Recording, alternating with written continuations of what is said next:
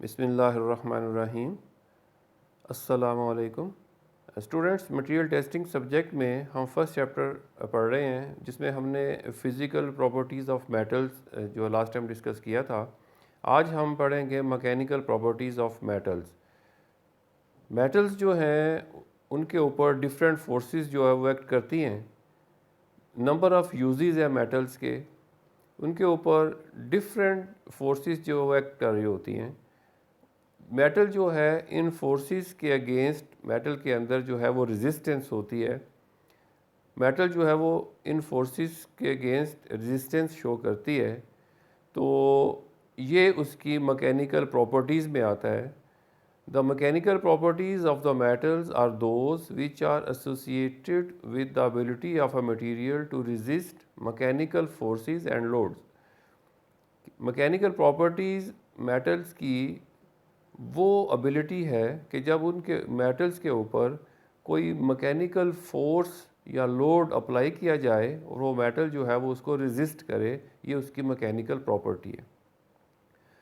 अब लोड्स जो हैं वो डिफरेंट टाइप्स के हो सकते हैं, फोर्सेस डिफरेंट टाइप्स की हो सकती हैं, तो उसके हिसाब से मैकेनिकल प्रॉपर्टीज़ जो है मेटल्स की वो भी बहुत ज़्यादा होती हैं। For example strength, stiffness, elasticity, plasticity, ductility, brittleness, malleability, toughness, resilience, creep and hardness etcetera. ये है मैकेनिकल प्रॉपर्टीज़, ये कॉमन मैकेनिकल प्रॉपर्टीज़ हैं मेटल्स की। इनको हम, इनमें से कुछ प्रॉपर्टीज़ को हम वन बाय वन थोड़ा सा डिटेल में पढ़ेंगे। फर्स्ट वन है strength of metals. It is the ability of a material to resist the externally applied forces without breaking। ये किसी मटेरियल की वो एबिलिटी है कि जब उसके ऊपर फोर्सेस अप्लाई की जाती हैं, उसके ऊपर लोड अप्लाई किया जाता है, तो वो उसको रेजिस्ट करता है, उसको बियर करता है वो material without breaking. It is the amount of force necessary for the material to deform. या दूसरे लफ्ज़ों में हम ये कह सकते हैं कि किसी मटेरियल को डिफॉर्म करने के लिए जो फोर्स रिक्वायर्ड है, ये उस मटेरियल की स्ट्रेंथ है। फॉर एग्ज़ाम्पल, किसी मटेरियल को हमने अगर डी शेप करना है, उसकी शेप को चेंज करना है, तो अगर हम उसके ऊपर जो फोर्स अप्लाई कर रहे हैं वो ज़्यादा होगी, जितनी ज़्यादा वो फोर्स हमें रिक्वायर्ड होगी, हम कहेंगे कि उस मटेरियल की उतनी ज़्यादा स्ट्रेंथ है। The stronger the material is, for example, steel is difficult to pull apart, hence it has a high strength। हम ये कह सकते हैं कि स्टील जो है उसको अगर हम पुल करें, मसलन उसको इलोंगेट करना हो उसको, तो उसके ऊपर हमें बहुत ज़्यादा फोर्स लगानी पड़ेगी, इसलिए स्टील जो है उसकी हाई स्ट्रेंथ होती है। अब स्ट्रेंथ जो है वो डिफरेंट टाइप्स की होती हैं। For example yield strength, tensile strength, compressive strength, impact strength. और ये जो स्ट्रेंथ है ये अकॉर्डिंग टू लोड है। अगर हम टेंसाइल लोड अप्लाई कर रहे हैं तो मटेरियल रेजिस्ट कर रहा है, तो उसको, उसकी स्ट्रेंथ को हम टेंसाइल स्ट्रेंथ कहेंगे। Similarly compressive strength and impact strength. Example इसकी है iron, titanium and tungsten are high strength metals. Metals जो होते हैं उनकी स्ट्रेंथ ज़्यादा होती है। एक्सेप्शनल केस भी होते हैं, कुछ मेटल्स जो है वो सॉफ्ट भी होती हैं, just like aluminium, zinc and gold are low strength metals as compare to iron, titanium and tungsten. तो ये है स्ट्रेंथ ऑफ मेटल्स कि जितनी फोर्स हमें उस मेटल को डिफॉर्म करने के लिए चाहिए होगी ज़्यादा, उतनी ही ज़्यादा वो मेटल जो है वो स्ट्रॉन्ग होगी। Second one, stiffness. Stiffness is the resistance of an elastic body to deflection or deformation by an applied force। कि stiffness किसी बॉडी की resistance है against applied load under elastic limits। What it means, जब हम किसी material के ऊपर force लगाते हैं, फॉर एग्ज़ाम्पल हम किसी मटेरियल के ऊपर टेंसाइल फोर्स लगा रहे हैं, उसको पुल कर रहे हैं, उसको खींच रहे हैं, जैसे आपके सामने ये स्प्रिंग है डायग्राम में। तो ये स्प्रिंग जो है इसको हम इसके ऊपर फोर्स अप्लाई कर रहे हैं इस डायरेक्शन में, तो इसकी लेंथ जो है वो इंक्रीज़ हो गई है। तो उसकी जो रेजिस्टेंस होगी इस फोर्स के अगेंस्ट, उसको हम स्टिफनेस कहेंगे। It is the ability of a material to resist deformation under stress. ये उस मटेरियल की एबिलिटी है कि जब उसके ऊपर हम स्ट्रेस अप्लाई कर रहे हैं, फोर्स अप्लाई कर रहे हैं, उसके अगेंस्ट जो है उसके अंदर रेजिस्टेंस हो, वो डिफॉर्म ना हो, उसको रेजिस्ट करे। The modulus of elasticity is the measure of stiffness. किसी मटेरियल की मॉडुलस ऑफ इलास्टिसिटी जितनी ज़्यादा होगी उतना वो मटेरियल जो है वो उसके अंदर स्टिफनेस होगी, वो स्टिफ होगा मटेरियल, वो रेजिस्ट करेगा against applied force. For example, the modulus of elasticity of steel is approximately 30 million pounds पर स्क्वायर इंच। कि ये जो स्टील है उसकी मॉडुलस ऑफ इलास्टिसिटी जो है उसकी वैल्यू है 30 मिलियन पाउंड्स पर square inch, while that of aluminium is 10 million pounds पर स्क्वायर इंच। तो इसलिए हम कह सकते हैं कि ये जो स्टील है ये एल्यूमिनियम से 3 टाइम्स ज़्यादा स्टिफ है। ठीक है जी।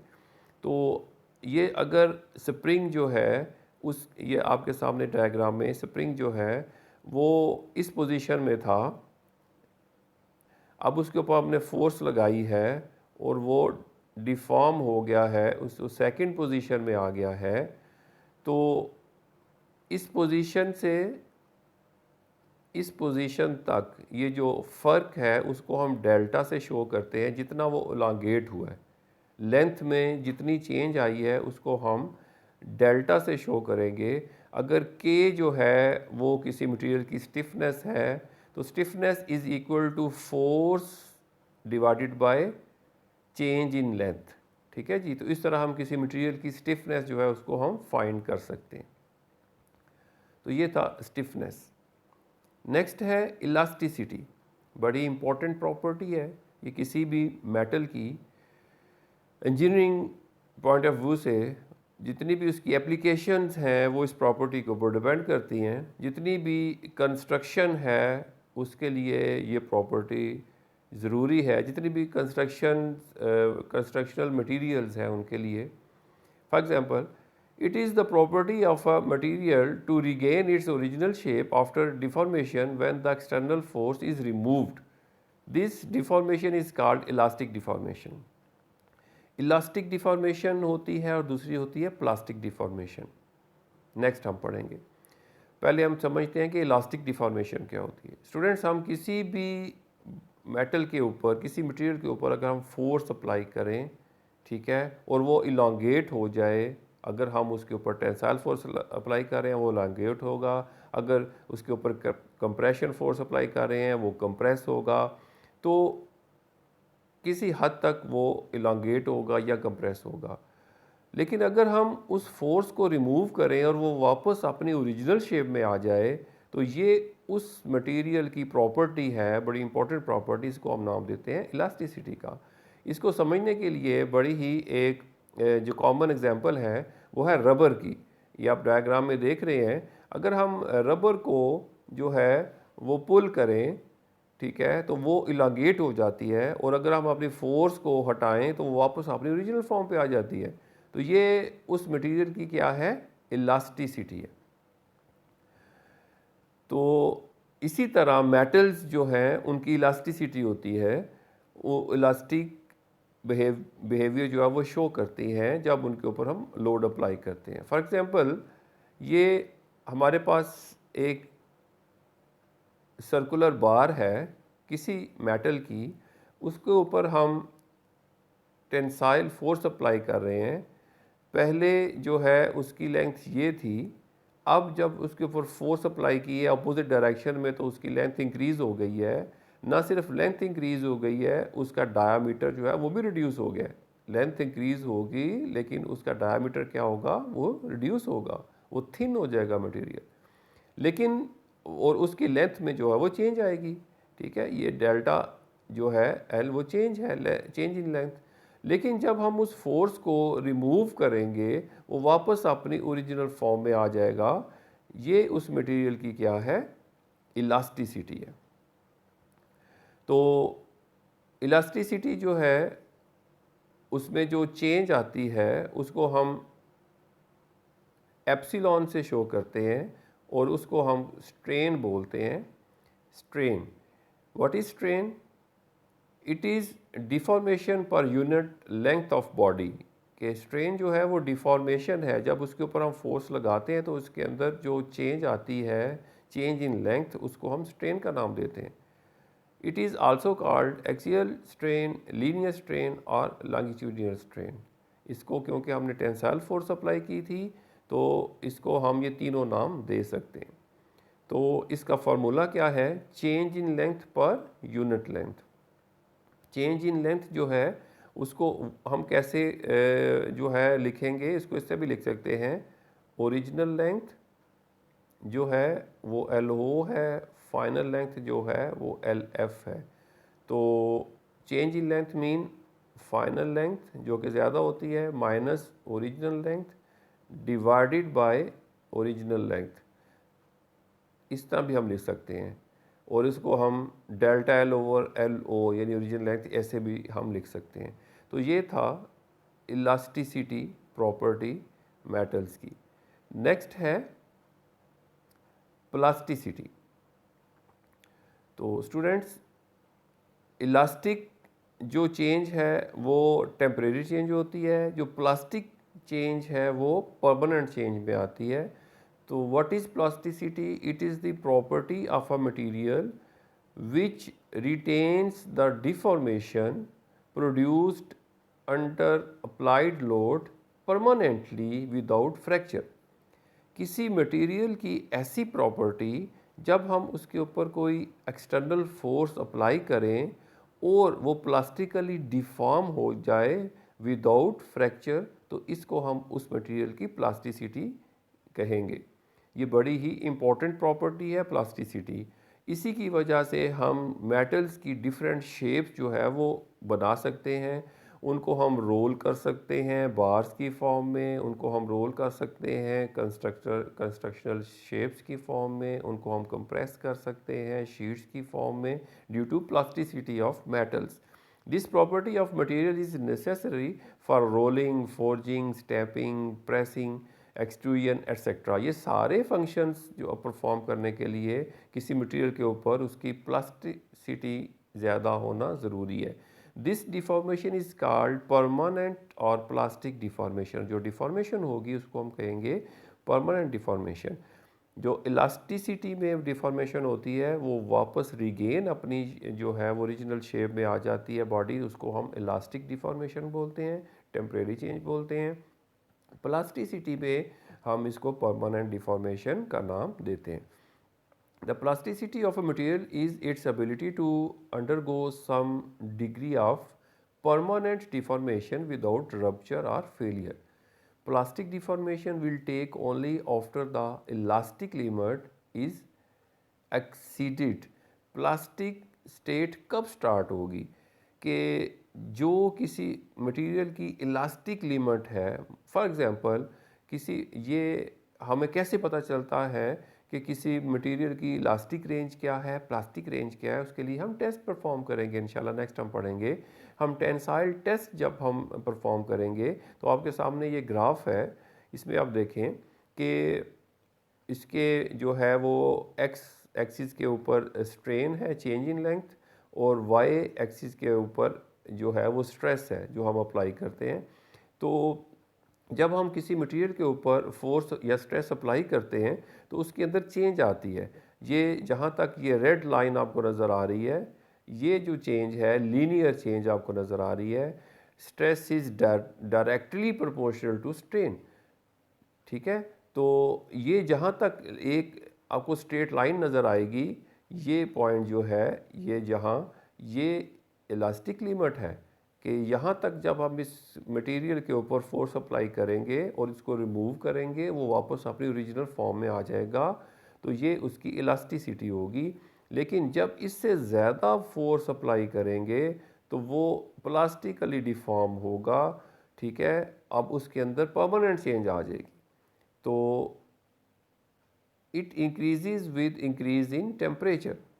दूसरी इसमें क्या बात है कि जब हम प्लास्टिसिटी किसी मटेरियल की, जब हम क्या होता है कि जब हम टेम्परेचर को इंक्रीज़ करते हैं वो इंक्रीज़ हो जाती है। मीन रूम टेम्परेचर पे जो मटेरियल है उसकी प्लास्टिसिटी कम होती है और हाई टेम्परेचर पे उसकी रेड हॉट कंडीशन में उसकी प्लास्टिसिटी इंक्रीज़ हो जाती है। तो ये 7 डायग्राम्स जो हैं ये क्या शो कर रही हैं, ये एक मटेरियल है, ये उसकी एक बार है, उसका अगर एटम्स की अरेंजमेंट देखें तो ये है।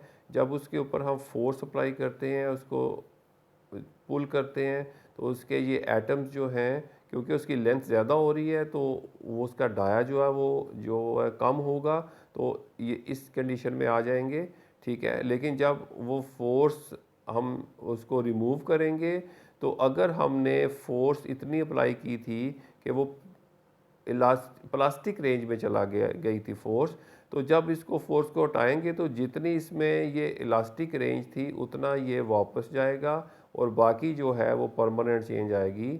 जो आपने ये फोर्स अप्लाई की थी इलास्टिक से बियॉन्ड, ये ऊपर आपने इसके ऊपर स्ट्रेस अप्लाई की थी ज़्यादा, तो उतना वो डिफॉर्म हो जाएगा। तो स्टूडेंट्स, इलास्टिसिटी और प्लास्टिसिटी में क्या फ़र्क है? इलास्टिसिटी में टेम्परेरी चेंज आती है, प्लास्टिसिटी में परमानेंट चेंज आती है, ठीक है। मटेरियल के अंदर दोनों ही इम्पोर्टेंट वैल्यूज़ हैं। अगर हम किसी बीम की जो है कंस्ट्रक्शन कर रहे हैं, फॉर एग्जांपल ब्रिजेस के ऊपर मेटल को यूज़ करना है, तो इलास्टिसिटी जो है इम्पोर्टेंट है। हम इलास्टिक रेंज से ज़्यादा लोड अप्लाई नहीं करेंगे। अगर ज़्यादा लोड अप्लाई करेंगे उसके ऊपर तो वो डिफॉर्म हो जाएगा, उसके अंदर परमानेंट चेंज आ जाएगी और वो फोर्स के रिमूव करने से वापस ओरिजिनल फॉर्म में नहीं आएगा और आहिस्ता आहिस्ता वो जो है वो इलांगेट होता जाएगा और वो डैमेज हो जाएगा और उसके अंदर क्रैक्स आ सकते हैं, वो फेलियर हो सकता है उसमें। तो इसलिए ये बड़ी इंपॉर्टेंट प्रॉपर्टी है इलास्टिसिटी। इलास्टिक रेंज के अंदर रह के हम सारी मशीनरी और सारी जो कंस्ट्रक्शन है वो इसी रेंज के अंदर रह के हम करते हैं, ताकि जब उसके ऊपर जो फोर्स अप्लाई हो रही है उसको रिमूव किया जाए तो उसमें परमानेंट डिफॉर्मेशन ना आए। लेकिन जब हमने मटेरियल्स को डिफॉर्म करना होता है तो उसके लिए प्लास्टिसिटी रिक्वायर्ड होती है। तो ये दो प्रॉपर्टीज़, इंपॉर्टेंट प्रॉपर्टीज़ थी मेटल्स की। नेक्स्ट है ductility. Ductility is a measure of material's ability to undergo significant plastic deformation before rupture or breaking. Ductility किसी मटेरियल की वो प्रॉपर्टी है कि उसके ऊपर जब हम फोर्स अप्लाई करें तो वो एक बहुत ज़्यादा प्लास्टिक डिफॉर्मेशन शो करे विदाउट फ्रैक्चर। और उसकी बड़ी ही बेस्ट एग्जांपल्स है वायर्स, कि जब हम वायर्स जो है बनाते हैं, एक आपने इंगट कास्ट किया था जिसका जो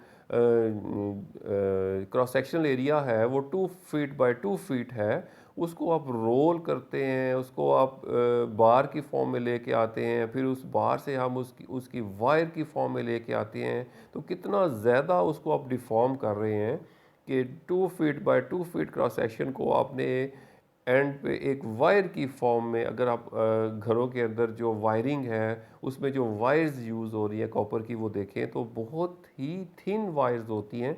तो वो उस मटेरियल की एबिलिटी है कि उसको हमने इतना डिफॉर्म किया है, वो डिफॉर्म भी हो गया है, उसके अंदर स्ट्रेंथ भी है और वो ब्रेक भी नहीं हुआ। तो ये है ductility. Ductility is the ability of a material to undergo plastic deformation. It is the property of a material enabling it to be drawn into wires. दूसरे लफ्ज़ों में हम कह सकते हैं कि किसी मटेरियल की वो प्रॉपर्टी है जिसकी वजह से हम उसकी वायर्स बना सकते हैं under tensile force. A ductile material must be both strong and plastic. एक डक्टाइल मटेरियल जो है उसको प्लास्टिक भी होना चाहिए और स्ट्रॉन्ग भी होना चाहिए। अगर वो सिर्फ प्लास्टिक होगा तो उसकी वायर्स नहीं बन सकती, वो ब्रेक हो जाएगा। वो स्ट्रॉन्ग भी हो, वो उसके अंदर प्लास्टिसिटी भी हो, फिर उसकी वायर्स जो है बनाई जा सकती हैं। तो ये हर मेटल की एबिलिटी नहीं होती, ये हर मेटल की ये एबिलिटी नहीं है, ये किसी मेटल की होती है। जैसे कॉपर की है, वो स्ट्रॉन्ग भी है और वो प्लास्टिकली डिफॉर्म भी हो सकता है।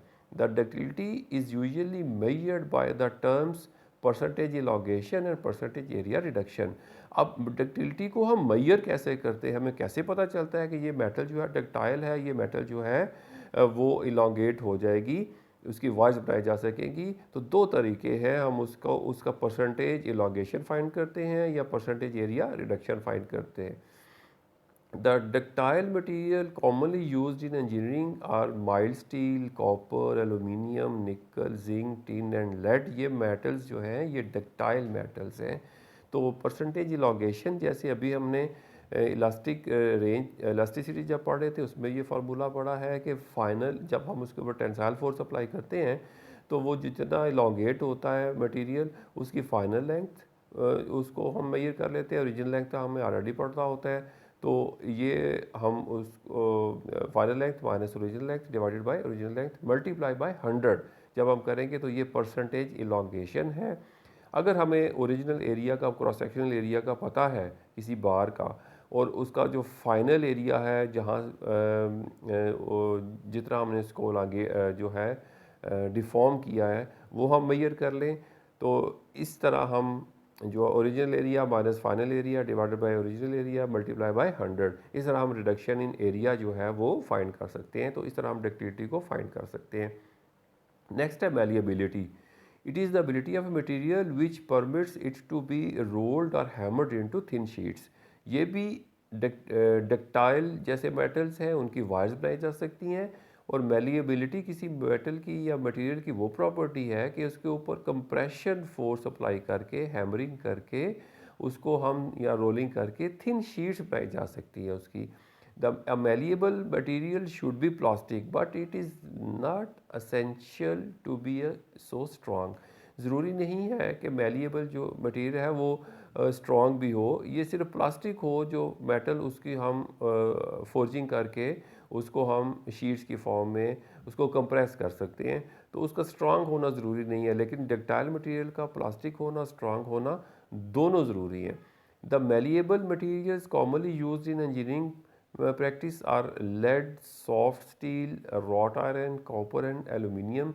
ये जो मटेरियल्स या मेटल्स हैं ये मेलिएबल हैं, ये इंजीनियरिंग पर्पस के लिए हम इनको यूज़ करते हैं। Next one is resilience. The maximum energy that can be absorbed by a material per unit volume without creating a permanent distortion। resilience किसी मटेरियल की वो प्रॉपर्टी है कि अंडर इलास्टिक लिमिट, कौन सी लिमिट? Elastic limit. मैंने आपको बताया था कि इलास्टिक रेंज होती है, प्लास्टिक रेंज होती है। तो इलास्टिक लिमिट जहाँ तक वो इंक्लाइंड जो है स्ट्रेट लाइन है वहाँ तक कि उस मटेरियल उस रेंज में रहते हुए, इलास्टिक रेंज में रहते हुए किसी मटेरियल के ऊपर अगर हम फोर्स अप्लाई करें तो पर यूनिट जो है वॉल्यूम उसके अंदर जो डिस्टॉर्शन आती है, तो सॉरी पर यूनिट वॉल्यूम अपने अंदर जितनी वो एनर्जी वो स्टोर करता है, अब्जॉर्ब करता है, वो ये उस मटेरियल की रेजिलियंस है। It is the property of a material to absorb energy and to resist shock and impact loads. ये किसी मटेरियल की वो प्रॉपर्टी है कि वो जब उसके ऊपर हम शॉक्स मीन सडन लोड्स जैसे ब्लोज होते हैं, जैसे हम हैमरिंग करते हैं किसी मेटल के ऊपर, हम हैमरिंग करें तो वो एक सडन लोड है, वो ग्रेजुअल लोड नहीं है, आहिस्ता आहिस्ता लोड अप्लाई नहीं किया हमने, उसके ऊपर सडन लोड अप्लाई कर दिया है, हैवी हैमर के साथ उसके ऊपर हैमरिंग की है। अगर तो वो ब्रेक हो जाता है तो उसमें रेजिलियंस नहीं है, और अगर वो उस लोड को बियर कर लेता है, अब्जॉर्ब कर लेता है एनर्जी को, तो ये उस मटेरियल की रेजिलियंस है। और उसके ऊपर कोई डिफॉर्मेशन भी ना आए तब उसको हम रेजिलियंस कहेंगे। अगर डिफॉर्मेशन आ गई है उसके ऊपर तो वो प्लास्टिक रेंज में चला गया है, वो रेजिलियंस नहीं है। हाँ, वो उसमें इम्पैक्ट स्ट्रेंथ होगी लेकिन रेजिलियंस नहीं होगी। रेजिलियंस क्या है कि उसके अंदर डिफॉर्मेशन, उसके अंदर कोई परमानेंट डिफॉर्मेशन भी ना हो, वो एनर्जी को अब्जॉर्ब भी कर ले। ये है उस मटेरियल की resilience. It is measured by the amount of energy absorb per unit volume with in elastic limit. जैसे मैं कह रहा था कि विद इन इलास्टिक लिमिट जो है उसके ऊपर हम लोड अप्लाई करेंगे, उसके अंदर कोई परमानेंट डिफॉर्मेशन नहीं आएगी। ये किसी मटेरियल की वो प्रॉपर्टी है कि विद इन इलास्टिक लिमिट जब उसके ऊपर हम लोड अप्लाई करते हैं उसको वो बियर कर लेता है, अपने अंदर ऑब्जॉर्ब कर लेता है। This properties is essential for spring materials, और ये प्रॉपर्टी जो है बहुत ज़्यादा रिक्वायर्ड होती है स्प्रिंग मेकिंग में। ऐसे मटेरियल जिनके हम स्प्रिंग बनाते हैं उनके लिए रेजिलियंस उसके अंदर होना ज़रूरी है। तो ये था रेजिलियंस। नेक्स्ट है creep. When a part is subjected to a constant stress at high temperature for a long period of time, it will undergo a slow and permanent deformation called creep. Students, metals जो है, ये materials जो है सिर्फ room temperature पे use नहीं होते, उनकी एप्लीकेशन ऐसी होती हैं कि हाई टेम्परेचर पे भी हम उनको यूज़ कर रहे होते हैं। फॉर एग्जांपल जो इंजन है किसी गाड़ी का, उसके अंदर जो है वो कंबस्चन हो रही है, तो उसका इर्द गिर्द जो मेटल है उसके ऊपर फोर्स जो है वो एक्ट कर रही है, उसके अंदर जो है वो प्रेशर क्रिएट हो रहा है जिसको वो इंजन की बॉडी जो है वो बियर कर रही है। लेकिन और साथ साथ उसका टेम्परेचर भी है, कंबस्चन का टेम्परेचर भी हाई टेम्परेचर होता है, उस टेम्परेचर को भी बियर कर रही है। तो अब जो है क्या होगा कि अगर हमने वहाँ प्रॉपर मटेरियल यूज़ नहीं किया तो उसके अंदर आहिस्ता आहिस्ता आहिस्ता आहिस्ता परमानेंट चेंज आना शुरू हो जाएगी और वो जो है वो फेलियर हो जाएगा।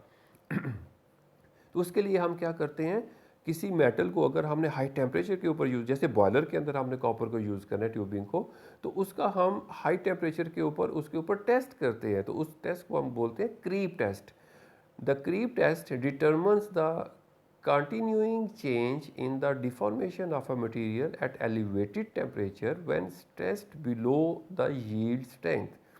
हम क्रीप टेस्ट करेंगे, उसमें हम क्या करते हैं कि हम यील्ड स्ट्रेंथ यानी इलास्टिक लिमिट से बिलो हम उसके ऊपर स्ट्रेस अप्लाई करते हैं, हाई टेम्परेचर के ऊपर उस मटेरियल को रखते हैं और उसको ऑब्जर्व करते हैं कि उसके अंदर क्या डिफॉर्मेशन आ रही है।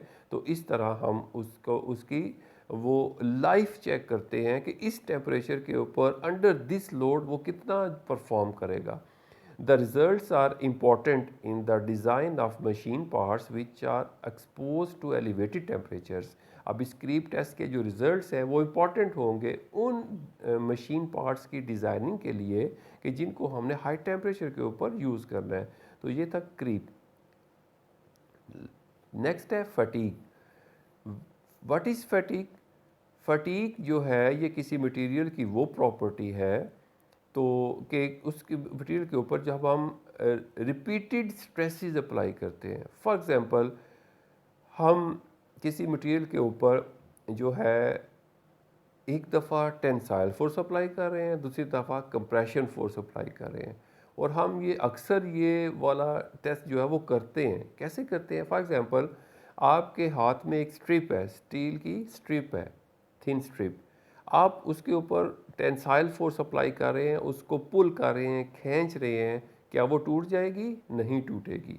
लेकिन उसी स्ट्रिप को अगर आप बेंड करें, पहले एक तरफ, ठीक है, फिर उसके रिवर्स बेंड करें दूसरी तरफ, उसको 3 4 5 6 दफ़ा आप बेंड करेंगे रिवर्स, ठीक है, तो वो क्या होगा? वो ब्रेक हो जाएगी। ये वही स्टील है जिसको आप पुल कर रहे थे और वो ब्रेक नहीं हो रहा था, लेकिन अभी आपने उसके ऊपर फटीग फोर्सेस अप्लाई कर दी। कैसे? जब आपने उसको नीचे की तरफ बेंड किया तो एक तरफ कंप्रेशन फोर्स अप्लाई हो रही थी, दूसरी तरफ टेंसाइल फोर्स अप्लाई हो रही थी। लेकिन जब आपने उसको रिवर्स किया तो जिस तरफ टेंशन थी उस तरफ कंप्रेशन फोर्स अप्लाई होगी और उसके अपोजिट जो है वो टेंशन फोर्स अप्लाई होगी। तो इसको जब आपने रिपीट किया नंबर ऑफ टाइम्स तो वो जल्दी फेल हो गया। आपने उसके ऊपर रिपीटेड स्ट्रेसेस अप्लाई किए। When a material is subjected to repeated stresses, it fails at stresses below the yield point stresses. अब जिस yield point पर, जिस पॉइंट पे जाके उसने फेल होना था, बहुत ही कम वैल्यू के ऊपर वो फेल हो गया। क्यों? कि आपने उसके ऊपर रिपीटेड स्ट्रेसेस अप्लाई कर दिए। ठीक है जी।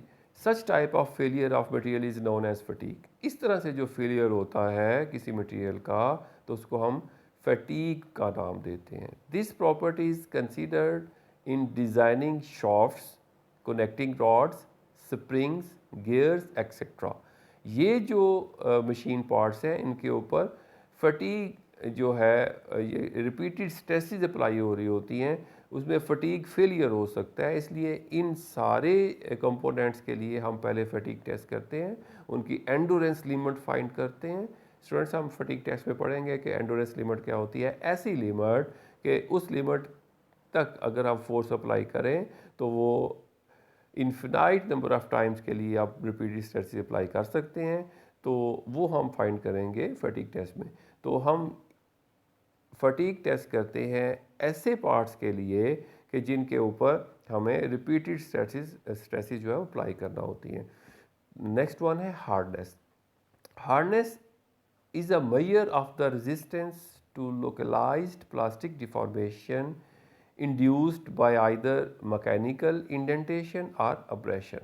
हार्डनेस किसी मटेरियल की वो प्रॉपर्टी है जिसमें हम उस मटेरियल के ऊपर किसी खास एरिया के ऊपर, एक स्मॉल एरिया के ऊपर इंडेंटेशन या अब्रेशन जो है वो फोर्सेस अप्लाई करते हैं और वो मटेरियल उनके अगेंस्ट रेजिस्टेंस शो करता है। ये उस मटेरियल की हार्डनेस कहलाएगी। Some materials are harder than others. हर मेटल जो है या हर मटेरियल जो है उसकी सेम हार्डनेस नहीं होती। कुछ मटेरियल्स हार्ड होते हैं, कुछ मटेरियल्स सॉफ्ट होते हैं। हार्ड मटेरियल से हम सॉफ्ट मटेरियल्स की कटिंग करते हैं। Resistance of a material to deformation, indentation or penetration by means such as abrasion, drilling, impacts, scratching, cutting etc। किसी मटेरियल की रेजिस्टेंस, उस मटेरियल की जो है किसी मटेरियल की हार्डनेस उस मटेरियल की रेजिस्टेंस है अगेंस्ट इंडेंटेशन। इंडेंटेशन मीन हमारे पास एक स्मॉल पॉइंटर है वो हार्ड मेटल का, उसको हम किसी मेटल के ऊपर रख के प्रेस कर रहे हैं, दिस इज़ कॉल्ड इंडेंटेशन। जो उसका इंप्रेशन बनेगा उस मेटल के ऊपर वो उसको हम बोलेंगे इंडेंटेशन। तो इसके अगेंस्ट उस मटेरियल के अंदर अगर रेजिस्टेंस है तो ये उसकी हार्डनेस है। अगर हम मटेरियल को की कटिंग करते हैं वो कट नहीं होता, ये उसकी हार्डनेस है। उसके ऊपर ड्रिलिंग करते हैं उसके अगेंस्ट उस पर रेजिस्टेंस है तो ये उसकी हार्डनेस है। उसके ऊपर स्क्रैचिंग करते हैं, कटिंग करते हैं, तो ये सारे ऑपरेशन जब किसी मेटल के ऊपर करें और वो इसके इनके अगेंस्ट रेजिस्टेंस शो करे तो ये उस मटेरियल की क्या होगी, हार्डनेस होगी।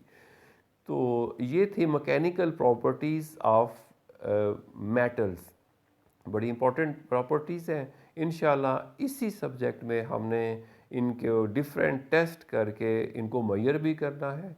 तो स्टूडेंट्स आपने देखा कि हमने कुछ फिज़िकल प्रॉपर्टीज़ और मैकेनिकल प्रॉपर्टीज़ को डिस्कस किया मटेरियल्स की।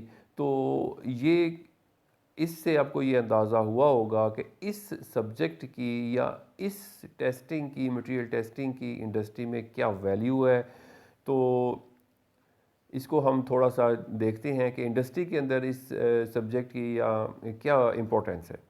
The quality of a material going into a manufactured product is as important as the reliability of the production process।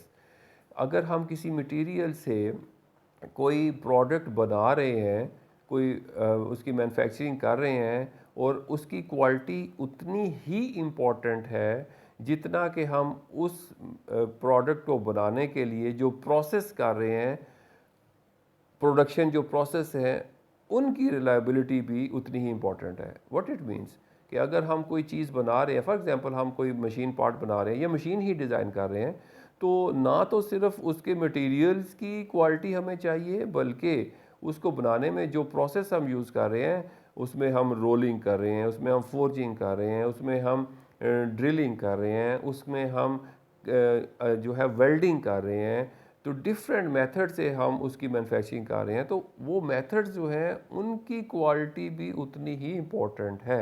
अगर आप वो स्टैंडर्ड मेथड यूज़ नहीं करेंगे, आपके पास मटेरियल अच्छा है तो फिर भी आप एक अच्छी प्रोडक्ट जो है वो नहीं बना सकते।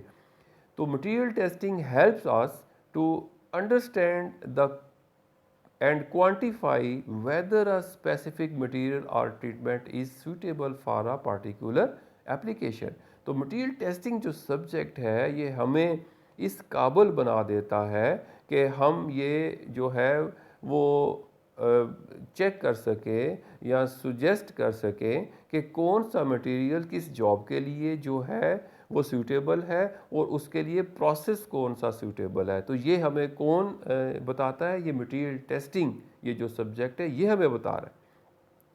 Material testing has become an integral phase in almost all types of industries for ensuring its quality and safety। हर किस्म की मटेरियल इंडस्ट्री में जो मटेरियल टेस्टिंग सब्जेक्ट है इसका बड़ा ही इम्पोर्टेंट रोल है कि ये क्वालिटी इंश्योर करता है और सेफ्टी जो है वो भी इंश्योर करता है ये सब्जेक्ट कि सेफ़ एंड साउंड जो है वो प्रोडक्ट्स हम कैसे बना सकते हैं विदाउट एनी प्रॉब्लम। इसके अलावा for testing most of the industries use material testing machines to assess the mechanical properties of materials and components. तो ये जो हम टेस्टिंग है ये हम कैसे करते हैं इंडस्ट्री के अंदर? हम different types of machines use करते हैं, उनके ऊपर अपने मटेरियल्स जो है उनकी हम टेस्टिंग करते हैं और हम चेक करते हैं कि ये जो मटेरियल है ये जो रिक्वायर्ड है वही मटेरियल है या फिर हमें कोई और मटेरियल जो है वो देखना पड़ेगा जिसके अंदर वो प्रॉपर्टीज़ हो जो हमें रिक्वायर्ड है। Many vital parameters like tension, compression, flexure, torsion and hardness are considered while valuing the materials and grading them। बहुत से पैरामीटर्स जो हमें सामने रखने पड़ते हैं जब हम किसी चीज़ को डिज़ाइन कर रहे हैं। तो डिफरेंट ये जो है पैरामीटर्स हम उसमें टेंशन देखते हैं, कंप्रेशन देखते हैं, टॉर्शन, हार्डनेस, ये सारे पैरामीटर्स हम सामने रख के किसी मटेरियल को डिज़ाइन करते हैं।